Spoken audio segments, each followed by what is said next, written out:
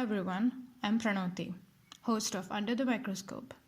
This series is brought to you by the Real Scientists Nano team. Our goal is to provide a platform where scientists can communicate their work and interact with the public. With that in mind, every week we introduce you to a scientist working in the field of materials or nanoscience, who tweets from the Real Scientists Nano Twitter account, which is realsci_nano.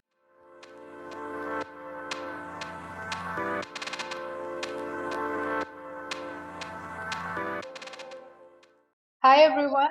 Today we have with us Chris Nicholson, who is a group leader at the Fritz-Haber-Institut of the Max Planck Society in Berlin, Germany. Hi Chris, how are you? Hi Pranoti, very good, thank you. How about yourself? I am good and excited to know about your science. So let's start with understanding your research. So could you explain your research to us in super simple words, please? Super simple words. So basically, I'm interested in electrons, and probably a lot of the people that you have on your podcasts are also interested in electrons. But for me, the particular interest is really the electronic structure in materials. So we think about atoms, atomic structure, crystal structure in a solid, but the electrons also have their own structure. And of course, this isn't necessarily a real space structure where you have, electron at one position, second position, and so on like this, because the electrons are running around within a solid all the time. But they have a particular structure in energy and momentum. And this is what I look at in detail. Basically, the idea is to understand particular behaviors that occur in materials when there are lots of these electrons running around together and bumping into each other all the time. Because this is quite different to what happens when you just have a single electron or two electrons that don't really talk to each other. Yeah. So yeah, the idea of the research is to understand behavior that happens when all these electrons produce new behaviors. Okay, so it's like a dance of electrons and you're trying to understand how they're bumping into each other and talking to each other. Exactly, yeah.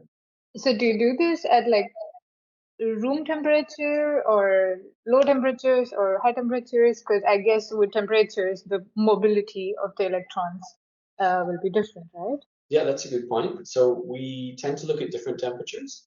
Mm-hmm. So the kind of behaviors that I'm interested in, I would call them emergent phases. So things that you wouldn't expect just from putting a few electrons together. Suddenly you have a new behavior that happens only when you have all of them together at once. And quite often that sets in at a particular temperature. So let's say you would measure at room temperature, you would have a particular kind of electronic behavior there. But then maybe at 100 Kelvin or 50 Kelvin, wherever, the electrons rearrange themselves because of some energetic process, and they form this new structure, a new behavior. And that could be, for example, a transition to a superconducting phase, or it could be a transition to an insulating phase or a magnetic phase. So these are the kind of things that I have in mind, and therefore looking at different temperatures, of course, gives you different behavior of a crystal. Okay, interesting. Oh, that sounds so interesting. Awesome. I hope you will talk a lot about it when you're taking over the account, and there would be hopefully lots of lab pictures and experiment pictures and more talk about the materials as well. Already excited and looking forward to that. Speaking of which, what can the followers expect in the week that you will take over the Real Scientists Nano Twitter account? So obviously I thought I'd talk a bit about the research that I do and that I've just mentioned, and kind of go into some of the details in a particular direction that I'm interested in, which is ultra-fast dynamics of electronic structure. And so I'll probably start with that on the first day, on Monday.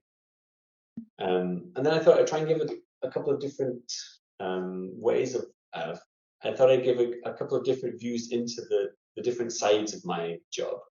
So one day I'll try and look a bit more how life is in the lab and what that means for us in our home lab here, but also a little bit labs around the world that we visit for our measurements.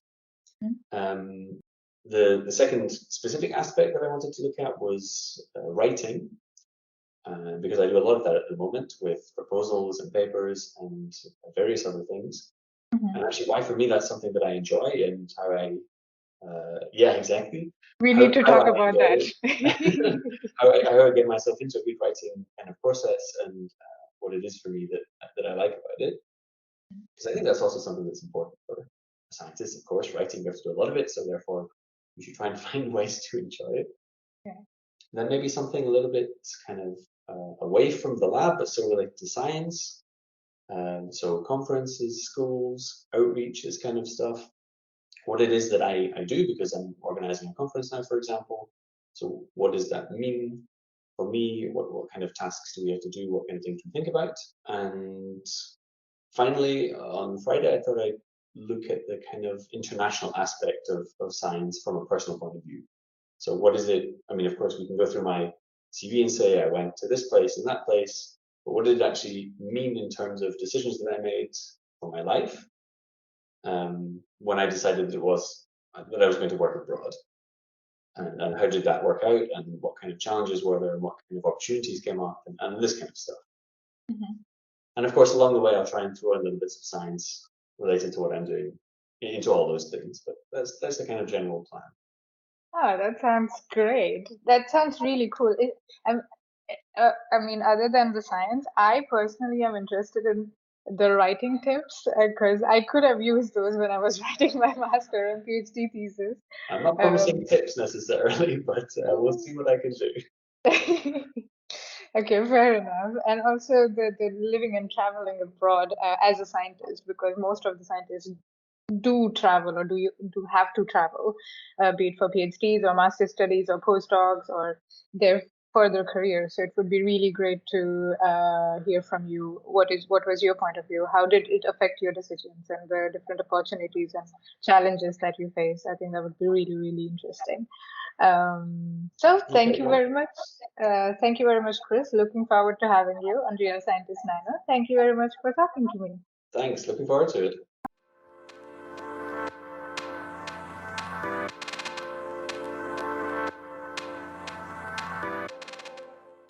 Thank you for listening. This is Pranoti, host of Under the Microscope. To know more about us, visit our website, thesciencetalk.com, and follow us on Twitter at realsci_nano.